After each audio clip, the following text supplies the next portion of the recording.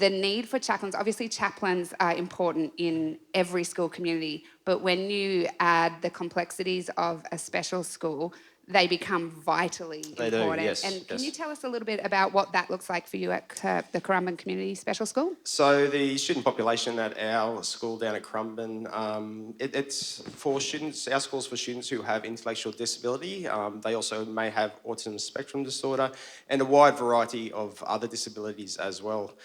We have students at our school who use wheelchairs, who have complex bodies that may use pacers. Some of our students can't talk, but we also have a lot of students with challenging behaviour and social and emotional disorders as well. So as a school community, we wrap around to support those students and to help them to engage in our learning. And a big part of that, and it's not just at our school, but it's all schools and special schools across Queensland, is our chaplaincy service. So our chaplain down at our school is Sheree Chamberlain. And we had the pleasure of getting to know Cherie during the COVID lockdown last year. Yes. She would come in and collect meals that were then distributed to your families. What a beautiful lady she is. Tell us a little bit about what she does and how she interacts with the students and the staff as well at your school. So Sheree is part of our student wellbeing framework, and what she does a lot of is support the emotional needs of our students in the classroom. So at our school, we really do believe that if we can support the emotional learning needs of our student, they will engage in more learning within the classroom. But she's also a big part of supporting our staff and our families in our school. Our staff, they absolutely love Sheree. Obviously, being a special school teacher, it's a little bit complex working with students and working with families. So we do need her there most of the time to support our teachers and our families as well. So she does a lot of parent support, teacher support, both before school, after school, but also when she's not actually at school as well, which is a big part of her job. So Sheree at our school is currently there 2 days for 1 week and then 1 day for the following week. The chaplaincy service has only been at our school for 3 years now, but our school's it's 13 years old, but we faced quite a few challenges getting the chaplaincy service embedded within our school, and a lot of kickback initially from the community about having a chaplain deliver a service within our school. So we promoted the chaplaincy service. We actually used Adrian as a positive model for a chaplain, and I think you'll all agree that he is probably one of the best models for chaplains on the Gold Coast. So yeah, woohoo. So Sheree is now pretty much embedded within our school, but what that means is that because we had a chaplaincy service so late within the chaplaincy service rollout, we don't actually receive funding from the government.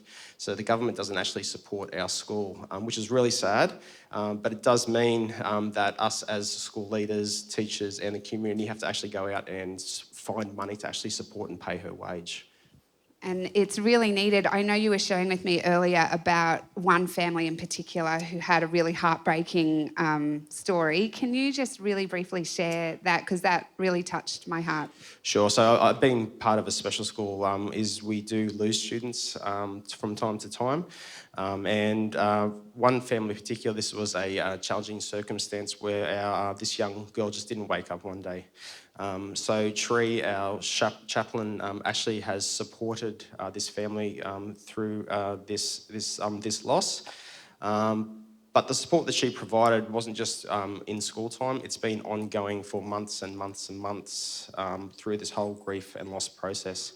So this mum, they were only at our school for 6 months, but the complexities of this young person meant that this young person had a big impact on everyone. And she was actually a twin. So her twin's actually still alive and going. So Sheree is part of supporting the other twin to re-engage with a youth service at another church, but also to re-engage with school. Sheree's had a big impact on this family outside of what she does at school and how she's worked with this family and this parent. The impact is that this parent will actually tell you that she would not be in this world today if it was not for Sheree. She's actually come to faith through Sheree and she's part of a church community. And one of the most impactful things that I've seen at the chaplaincy service is that she was able to get up in front of 150 people at the chaplaincy dinner and share her story and engagement with Sheree, which is absolutely amazing. There was tears in the room. So the impact of chaplaincy service, if you need something to qualify it, that was it. Absolutely. You know, as a church community, we have talked a lot over the last few weeks about what we are for, and we are for the community.